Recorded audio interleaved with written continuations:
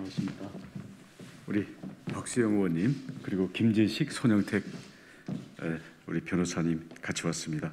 우리 대장동을 비롯한 이재명 비리에 가장 열심히 하고 계신 분들 함께 왔습니다. 크게 두 가지의 사항에 관한 것입니다. 우선 첫 번째는 대장동 사업자들의 로비 자금 43억 원이 유동규에게 전달되어서 이재명의 선거 및 변호사 비용, 기타 정치 자금으로 쓰여진 의혹에 대해서가 하나고요. 또 하나는 유동규가 9월 29일 검찰 압수수색 당할 당시에 정민용, 정진상과 통화한 이후에 연락을 취하면서 이루어진 조치들에 대해서 밝히기 위한 것입니다. 우선 첫 번째, 대장동 사업자들의 로비 자금 43억 원에 관한 것입니다. 이 43억 원은 남욱 변호사가, 대장동 사업자죠, 분양 대행을 하게 될 이기성, 박영수 전 특검의 외사촌 동생입니다. 그리고 토목업자인 나석규, 두 사람으로부터 나석규 20억 원, 이기성 23억 원, 이렇게 자금을 조성해서 그 43억 원을 가지고 유동규 등 대장동 사업을 추진하기 위한 이재명 주변의 인물들에게 로비 자금으로 쓰게 됩니다. 그래서 이 당시에 이 로비 자금의 조성과 그 이후에 문제가 생긴 후에 반환 관계들을 위장하기 위해서 만들어낸 계약서, 서로 간에 오고 왔던 내용 증명, 그리고 그와 관련된, 나중에 이것을 조금 이따 설명하겠습니다마는 20억을 제공하고 이들을 이재명에 대한 로비 자금을 폭로하겠다고 협박한 나석규에게 결국 김만배와 남욱이 도합 130억 원의 돈을 돌려주게 되는데, 그 돌려주는 명목을 위장했던 이 계약서와 그와 관련된 부속 서류들입니다. 이 서류들에 대해서는 아마 최초로 공개되는 서류들일 텐데요. 저희가 이 부분에서 필요한 언론들에게는 저희가 주민등록번호만 가려서 그대로 다 파일들을 제공하도록 하겠습니다. 요청해 주시기 바랍니다. 이 조성된 43억 중에 2억 원은 며칠 전 자살로 비극적 최후를 마감한 유한기 전 성남도시개발공사 개발사업본부장에게 환광유역관리청의 환경영향평가와 관련된 로비 자금으로 전달이 됐습니다. 이에 대해서는 제가 10월경에 수억 원이라는 액수로 폭로를 한 바가 있습니다. 이에 대해서 수사가 본격적으로 진행이 되고, 이 2억 원에 대해서는 이미 검찰 내에서 진술들이 다 나왔고 증거가 다 있기 때문에 유한기 본부장이 이것을 피할 길은 없었을 것입니다. 하지만 그 2억 원의 뇌물수수와 함께 황무성 전 도시개발공사 사장에 대한 정진상, 이재명의 지시에 의한 사퇴 강요 혐의와 대장동 공모지침서 변경에 관하여 유한기, 유동규, 정민용,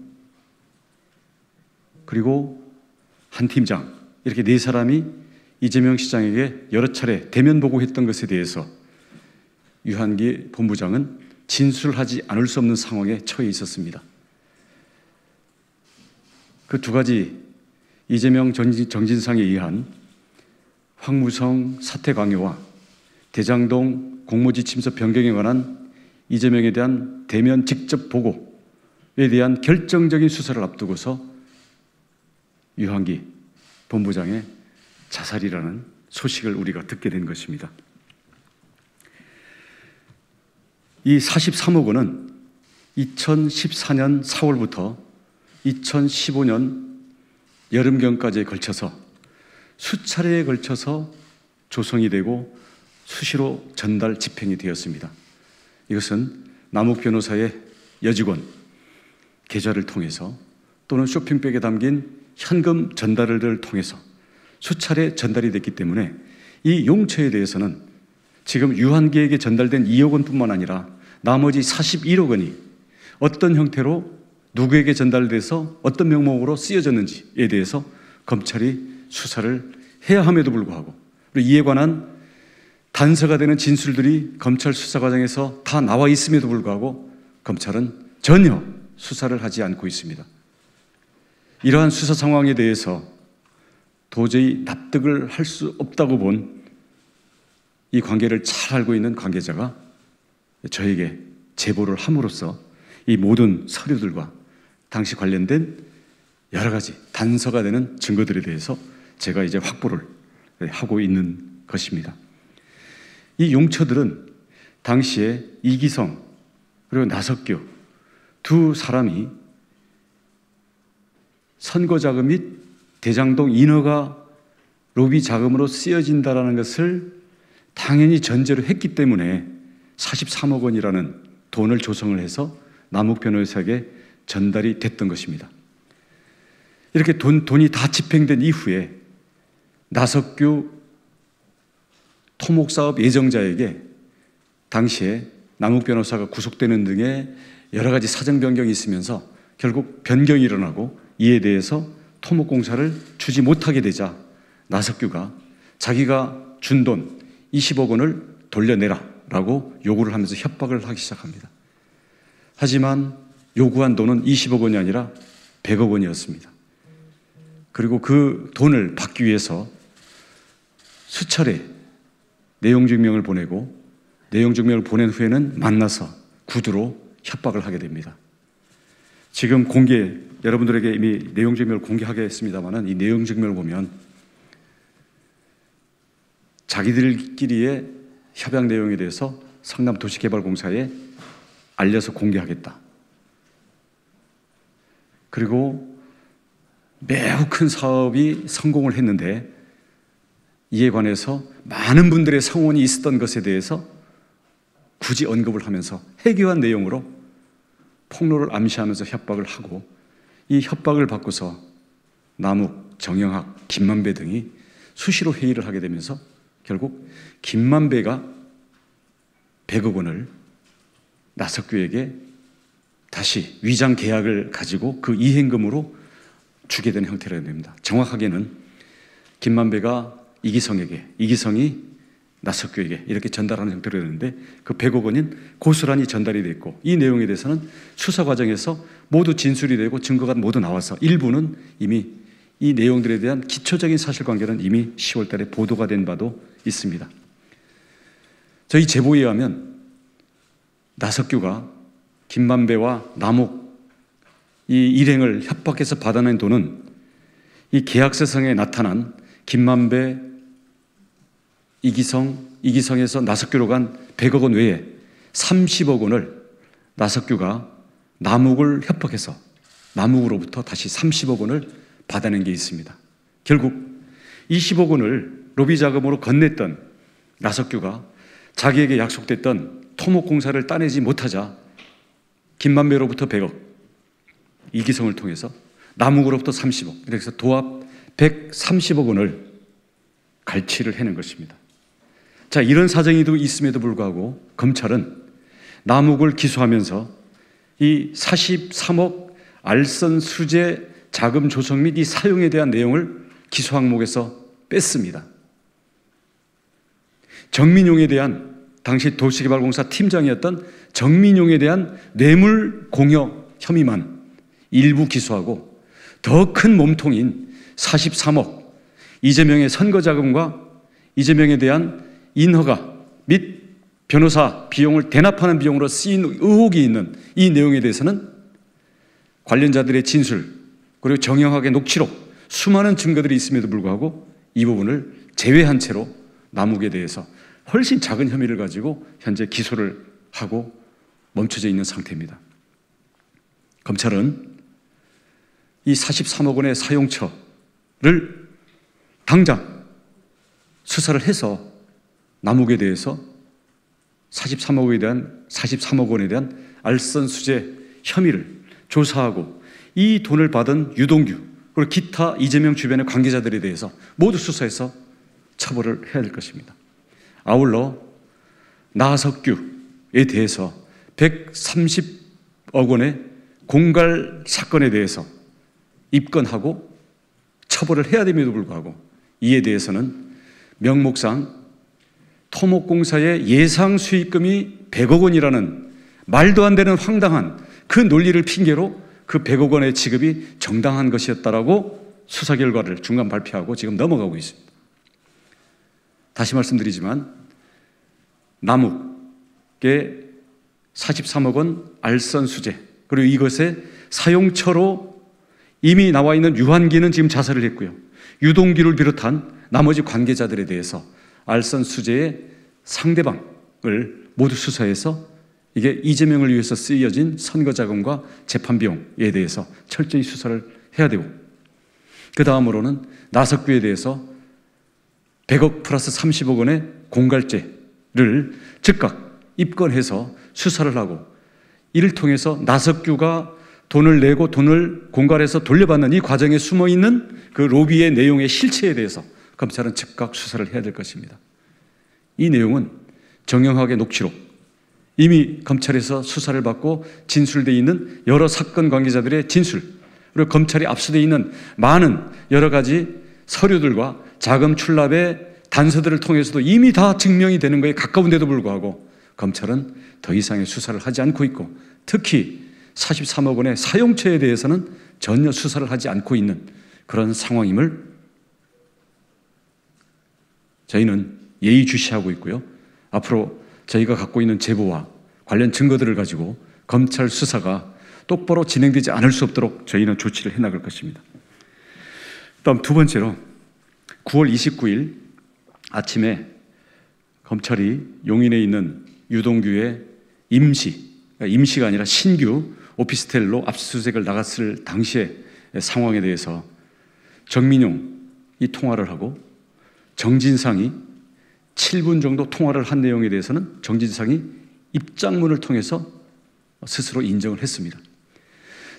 하지만 정진상이 여러분 그때 보셨지만 입장문을 통해서 밝힌 내용은 유동규와는 오랫동안 연락이 끊어져 있었는데 언론 보도에 유동규의 입장이 나오는 걸 보고 궁금해서 전화를 해서 수사를 받게 되면 있는 그대로 진실되게 진술을 하라 라고 얘기한 게 전부라고 입장문을 밝혔습니다. 근데 그 이후에 정진상에 대한 아무런 수사가 없는데요. 자, 정진상이 유동규와 통화를 하게 된 그 시점 자체가 몇 분 뒤에 검찰 수사관이 그 문을 두드리는 바로 그 직전에 이루어졌습니다. 어쩌면 정진상의 통화가 이루어진 다음에 문을 두들겼다고 우리가 충분히 의심을 할 수도 있는 그러한 시간적으로 거의 동시입니다. 그리고 유동규의 전화는 2주 전에 새로 개설한 전화입니다. 그 전화번호를 어떻게 알았다는 것이죠? 이거는 이미 제기되어 있는 의혹이고요. 정진상이 통화한 이후에 25분 사이에 많은 일들이 벌어집니다. 첫 번째, 유동규는 자살약을 먹고 검찰 수사관을 기다렸고요. 그래서 한 20여 분 가까이 자살약을 먹고 자기 신체의 변화가 온 다음에 문을 열어줍니다. 두 번째는 검찰 수사관이 들어온 2분 뒤에 휴대폰을 던집니다. 밖으로. 근데 한 20여 분 뒤에 행인이 나타나서 CCTV에 얼굴이 안 나타나는 그 각도와 후드티를 둘러쓴 모자, 후드티를 둘러쓴 우산까지 쓰고 와서 핸드폰을 집어갑니다. 그리고 유동규는 자살약을 먹었다는 이유로 당시에 체포를 면하고 압수도 형식적으로 한 다음에 수사관이 물러가고 그 다음 나와서 돌아다니다가 응급실 갔다가 3일 뒤에 응급실에서 체포되는 그런 진행들이 이루어집니다. 이것들이 우연일까요? 그래서 제가 정진상 외에 다시 더 이재명 지사의 최측근이 관여되어 있다라고 지난번에 폭로를 한 바가 있습니다. 지금 이 자리에서 그 이름을 지목하겠습니다. 뭐 다른 사람이 아니라 여러 얘기를 많이 하는데요. 백종선입니다. 백종선은 당시에 정진상과 통화를 하였고 유동규와도 연락을 취했습니다. 그 구체적인 형태와 방법에 대해서는 경찰의 포렌식 내용에 담겨 있을 것입니다. 정진상, 백종선 이런 사람들은 아이폰의 페이스타임 또는 텔레그램의 앱 상에서의 전화를 이용하기 때문에 텔레그램 앱은 우리 통신사의 통화 기록으로 남지가 않습니다. 그리고 앱상에 남아있는 통화 기록도 지워버리면 우리가 일상적으로는 볼 수가 없습니다. 근데 이런 것들이 과연 포렌식상에서는 어떻게 남는지에 대해서는 저희가 포렌식 기술과 그 구체적인 내역을 저희가 직접 확인을 하지 못했기 때문에 저희가 포렌식 수사 결과를 가지고 경찰이 제시를 해라고 한 건데, 경찰, 검찰 모두가 포렌식이 끝났다고 하면서도 이에 관해서 어떠한 수사도 진행하고 있지를 않습니다. 백종선에 의해서 정진상과 유동규가 서로 연락하고 공조를 취하는 가운데 자살약 먹기, 핸드폰 던지기, 그리고 핸드폰을 집어가는 증거 인멸, 그리고 부장급 검사를 선임하고 여러 팀의 변호인단을 유동규에게 붙이는 것, 이런 일들이 진행이 됩니다. 즉 유동규의 압수수색과 체포 이후에 이에 대한 대비책들이 진행이 됐던 것이죠. 그리고 그 핸드폰을 집어갔던 사람은 정진상 및 백종선의 지인입니다. 검찰은 이 핸드폰을 찾지를 못했고요. 일주일 뒤에 경기 남부경찰서 경찰청에서 소위 김씨라는 이름으로 한 시민이 그냥 주워다가 갖다 바친 걸로 하고 있지만 저희들이 파악하고 있는 것과는 다릅니다. 그 집어간 사람이 과연 나중에 핸드폰 제출한 사람과 동일인인지, 그리고 왜 일주일 동안 이 핸드폰은 어디를 돌아다녔던 것인지, 그 일주일 동안 핸드폰 상에 있는 뭔가의 기록을 지우기 위한 조치들은 있었던 것인지에 대해서 당연히 포렌식이 이루어져야 되고 수사가 이루어져야 되는 것입니다. 이를 위해서는 유동규의 통화 상대방인 정민용, 특히 정진상의 통화 기록 및 행적에 대해서 수사가 이루어져야 됩니다. 정진상이 통화한 곳이 경기도청인지 다른 곳인지, 정진상이 유동규와 통화할 때 옆에 이재명 지사가 있었는지 아니면 다른 형태로 유선상의 보고 대기 상태였는지, 그리고 당시에 백종선은 어느 장소에서 어떤 위치로 한 연락을 취했고 그 연락을 받고 누구를 불러서 어떤 조치를 취했는지, 여기에 대해서 수사를 해야 합니다. 하지만 현재 정진상의 폰에 대해서도 조사를 안 했고 백종선에 대해서도 일체 조사를 한 바가 없습니다. 그런 채로 벌써 9월 29일 일이었기 때문에 이제 몇 달이 지났습니까? 벌써 2달 반이 지났습니다. 이러고도 수사를 한다고 할 수 있습니까? 백종선이 어떤 사람인지에 대해서는 나중에 다시 자세히 설명을 드리겠습니다만, 백종선은 이재명의 제1호 수행비서인 사람입니다. 버스업자에게 1억 2천만 원 뇌물을 받은 실형 유죄 판결로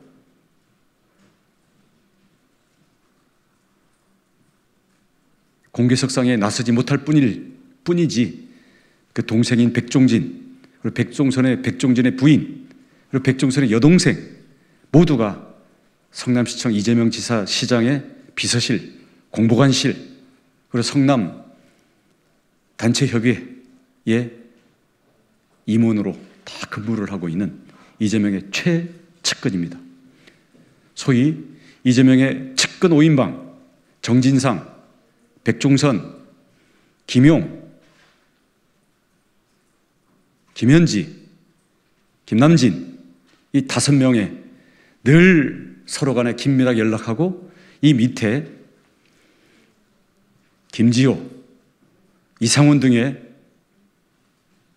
하부 실무자들이 그들로부터 내려오는 지시를 수행하던 이 관계에 대해서 이재명 진영의 내부를 잘 아는 사람은 누구나 아는 내용에 대해서 경찰과 검찰이 서로 협조도 안 하고 서로 포렌식 내용에 대해서도 늦게야 마지못해 공유하고 이런 식으로 해서 수사를 쪼개고 서로 핑퐁으로 넘기면서 가장 기본적인 진상규명의 핵심 요소들, 핵심 인물에 대해서 전혀 수사를 안 한다는 것은 과연 지금 검찰이 하고 있는 수사가 얼마나 엉터리인가를 알려주는 것입니다. 마무리하겠습니다. 검찰은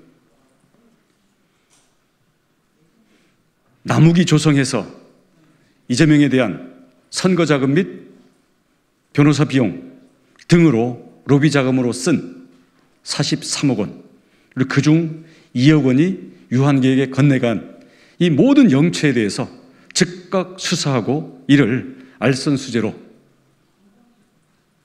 기소하기 바랍니다. 그리고 그 과정에서 20억 원을 제공했다가 130억 원을 갈취한 나석규의 공갈 혐의에 대해서도 즉각 입건해서 철저히 수사해서 밝히기 바랍니다.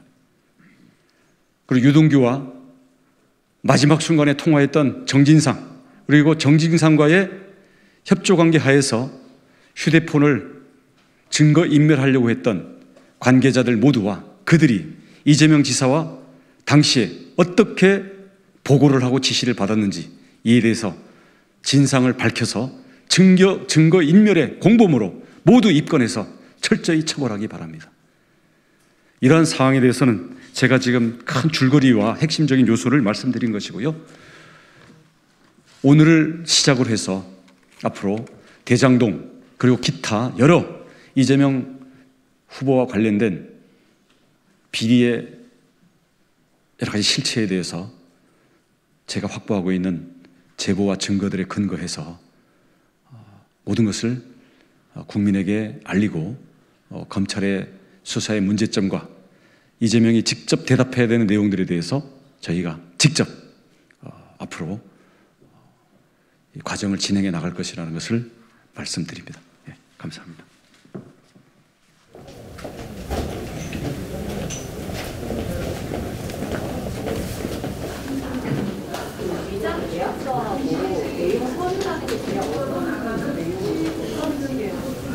그 내용은 이따가 자세히 말씀드리겠는데요. 쉽게 말씀드리면 자 20억이 건너가는데 이것은 더 큰 용역에 대한 이행보증금이라는 형태로 20억을 선금으로 준다. 이렇게 해서 20억만 넘어갔습니다. 나머지 돈은 나중에 전혀 진행되는 게 없습니다. 이것을 그 업계 용어로는 위장계약을 만들어서 20억을 파킹시킨다고 합니다. 그러면 이걸 가지고 로비 자금으로 쓰는 거죠. 그래서 나석규는 20억, 그리고 이기성은 23억 이렇게 해서 43억을 남욱이 쥔 채로 남욱이 이제 로비 자금 지출을 하는 거죠. 그 중에 2억이 유한계에게 가갔고 나머지의 상당 부분이 유동규에 건너갔고 그 외에 또 로비를 당한 사람들이 있겠죠. 남욱은 이것을 모든 동업자들과 미래의 사업에 대한 이권을 나눌 관계들과 다 해서 객출해서 관리하는 총무 역할이기 때문에 이 돈을 남욱이 1,000만 원이라도 이것을 자기 마음대로 쓴다는 건 불가능합니다.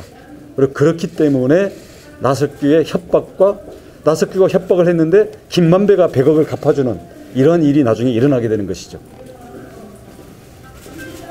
그래서 그 위장 계약서들 그리고 오고 간 내용 증명들은 저희가 고스란히 주민등록번호만 지우고 드리겠습니다. 눈이 오간 뭐 계좌 추적 같은 것은 혹시 해야 할 것 같은데요. 그런 건 처음입니까? 이런 거 뭐 요 계약서로 커버되어 있는 돈의 흐름은 이미 계좌로 다 그건 공공연히 돼 있을 거고요. 그다음 그 계좌 그 내용 확보하셨나요?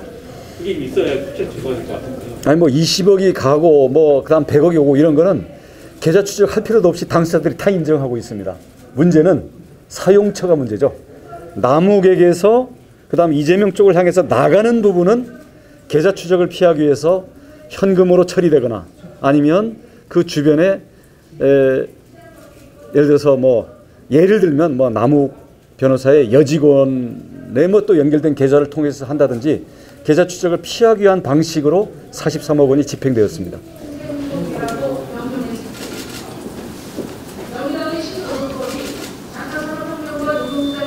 근데 그 중에 2억은 유한기의 자살에 의해서 증명이 됐지 않습니까? 네.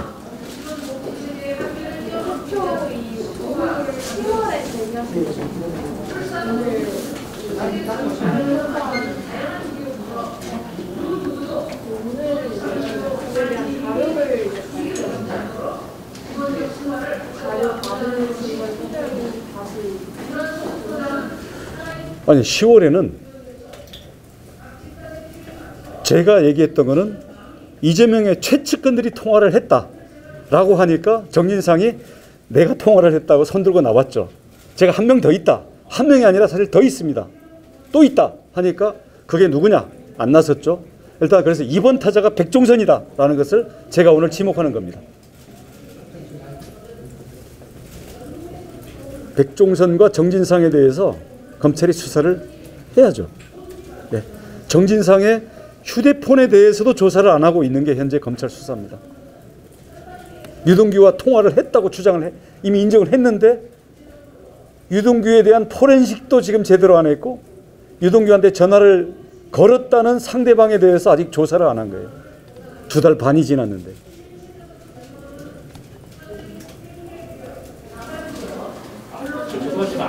인정했다고 당사자를 직접 만난 당사자를 인정했다고 말씀하셨잖아요. 뭐에 대해서요? 본인도 그거는 인정하는 목소리를 했다고 했잖아요. 그러니까 이기성, 나석규, 남욱 요 사이에 그다음 김만배 이렇게 해서 들어갔다가 나중에 돌려주고 요거는 그건 서로 당사자들이 다 인정하고 그러니까 그 부분에 대해서는 물론 계좌 추적하는 게 의미가 있겠지만 계좌 추적이 필요한 것은 남욱한테 간 43억 원이 이재명 쪽을 향해서 쓰여지는 이거를 추적을 해야 되는 건데 나머지는 당사자들이 다 인정을 했기 때문에 그 계좌에 다 있죠. 직접 만나서 이렇게 인정하시고 들으신 겁니까? 그분은 인정하셨다는 거예요.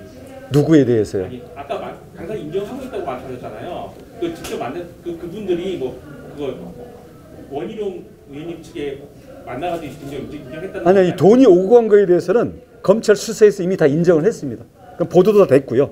그런데 제가 오늘 얘기하는 초점은 그 20억이 오고 간 게 로비 자금이라는 진술도 나왔고 정형학의 녹취록이 다 있는데도 검찰이 제대로 수사를 안 하고 야 그러면 왜 100억을 돌려줬느냐 했더니 예상 수익이 100억이어서 돈도 많으니까 그냥 준 거다 이런 식으로 말도 안 되는 거짓말을 하고 있는데 거기에서 검찰이 수사를 제대로 안 하고 있다. 거기에 대해서 우리는 이게 가짜라는 내용과 이것들이 돈이 어떻게 쓰여졌는지에 대한 구체적인 내역들 그리고 그에 대한 제보자가 저희가 있기 때문에 자 검찰 그 130억 갈취한 부분하고 43억이 쓰여진 용처 여기에 대해서 당장 수사를 해라. 나는 알고 있다. 이런 말씀을 드리는 거죠.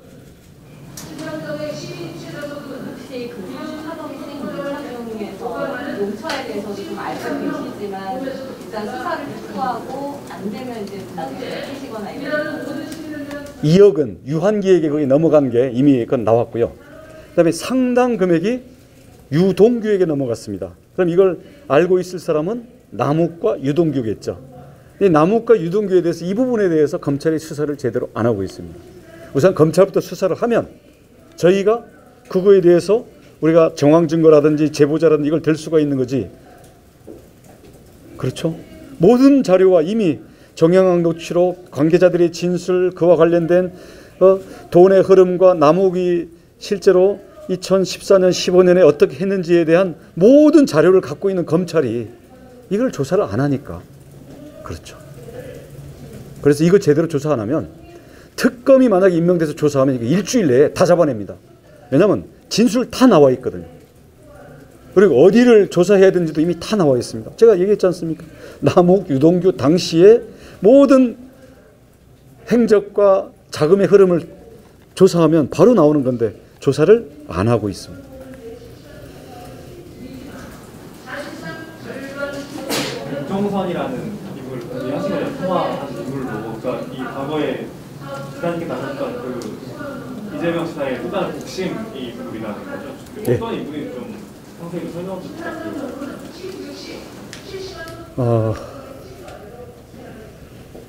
백종선은 이재명 지사의 제1호 수행 비서였고요.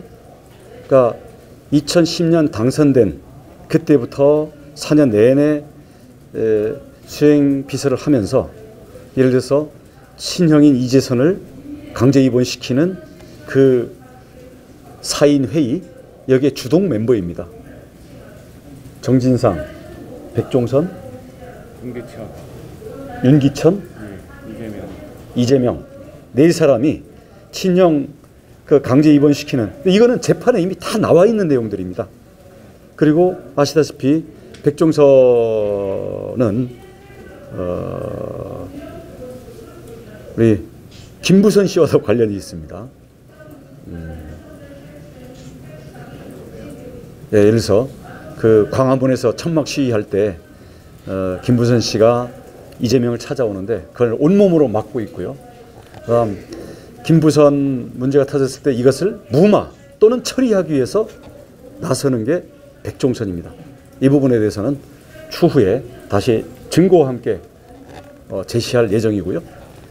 일단 백종선은 마을버스 증차 뇌물을 정확하게는 2억 원 받고 향응과 골프 등 이걸 받아가지고 했는데 1억 원에 대해서는 차용증을 썼다는 이유로 무죄를 받았고요. 나머지 1억 2천에 대해서 2억 2,600만 원.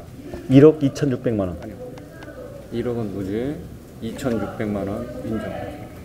2,600만 원 인정해요. 좋습니다. 그건 뭐 나중에 우리 판결문 정확한 숫자 문제고요. 그래서 당시에 마을버스 증차 문제를 가지고, 왜냐하면 당시에 분당, 판교해서 마을버스가 계속 커지고 있기 때문에 마을버스와 관련된 이권이 나중에 이재명 비리의 핵심으로, 그리고 특히 백종선, 정진상과의 사이에 마을버스 비리에 대한 것이 나중에 또 큰 사건으로 올라올 것이라는 걸 제가 이미 예고를 해드리는데요. 거기에서도 1차적으로 자금 전달 및 마을버스에 대한 청탁을 처리하는 것은 백종선이 합니다. 그리고 백종선이 폭행 사건과 마을버스 사건으로 공개적인 자리에 나타나지 못하게 되자 그 동생인 백종진이 수행비서로 들어갑니다. 수행비서의 세습이라는 그런 일이 벌어지고요. 그 동생 백종진의 부인은 공보관실에 직원으로 들어갑니다. 백종선의 여동생은 성남 여성단체 협의회에 이제 임원으로 되면서 성남시청에 자금 지원을 받는 이런 관계로 되게 되는데 그렇게 되고요. 그다음 이재선 형님이 돌아가셨습니다. 그리고 그 백종선은 이재선 형에 대한 쌍욕과 트윗으로 협박하는 것, 그리고 이재선 형님의 딸인 이주영 씨에 대해서 죽이겠다는 협박을 하는 바로 그 당사자입니다. 그래서 그 백종선은 그런 관계로 있었음에도 불구하고 이재선 형님이 돌아가셔가지고 그 유족들이 이재명 시장의 조문을 거부하고 극단적인 증오 반응을 보였기 때문에 백종선이 가서 대리해서 조문을 합니다. 그리고 백종선의 동생인 백종진은 국제 마피아파의 두목들, 역대 두목들과 친구로서 이재명 시장 주변을 둘러싼 국제 마피아파 인맥들이 성남시청과 경기도청과 지금 이재명 캠프와 여기에 몰려들게 되는 그 진입 통로 역할을 하는 그런 사람입니다. 거기다가 올해는 정영학 회계사가 윤영찬 의원에게 녹취록을 전달을 했습니다. 그렇게 해서 윤영찬 의원이 그거에 기해서 이재명 지사를 비판하는 이러한 입장들을 경선 과정에서 밝히자 백종선은 윤영찬에게 댓글로 그리고 SNS로 윤영찬을 협박하는 그런 활동들을 한 사람입니다. 우리 아까 말씀드린 것처럼 백종선은 이재명의 이너서클 5인방 중에 자기의 전과 때문에 공개석상에서 안 나타날 뿐이지 5인방 중에 핵심 멤버. 서열로 치면 2위 또는 3위라고 보시면 되겠습니다. 1위는 정진상, 2위가 백종선, 그다음 김용과의 사이에 역할이 다르지만 그 셋이 진정한 측근이라고 할 수 있고요. 이 점에 대해서는 이재명 후보도 인정하지 않을 수 없을 것입니다. 그 다음 아까 말씀드렸던 김현지, 김남진, 여긴 좀 다른 차원의 측근들이라고 할 수 있고요. 그 지금 부인 의혹 관련해서 뭐 김건희 씨가 지금 본업을 치르고 있는데 잠깐만요. 저는 여기는 이재명 사건에 대해서 얘기하는 자리입니다. 여쭤보는 건 그거예요. 지금 방금 따님 얘기했잖아요. 이주영 씨 얘기했잖아요. 네. 누구시죠? 이병영 국정원 기자인데 네네. 그 김혜경 씨하고 조카하고 사이에서 이렇게 어제 오간 통화는 뭐 들으셨죠? 다 알고 있는데요. 네. 그 얘기는 제가 다음에 하겠습니다. 아니 지금 얘기하셨습니다. 지금 이주영 씨 언급을 하셨으니까 여쭤보는 거예요. 예예. 질문이 뭐죠? 김혜경 씨에 대해서 어떤 좀 뭐 비판을 가한다거나 그런 생각 없어요? 그건 별도의 자리에서 저희들이 새로운 문제들을 저희들이 국민들에게 제기하겠습니다. 자, 오늘 여기까지 할까요? 예, 추가 질문은 나중에 하겠습니다. 예. 자료 좀 찍어요. 이건 파일로 드릴게요. 파일로. 파일로 저희 공보 남윤경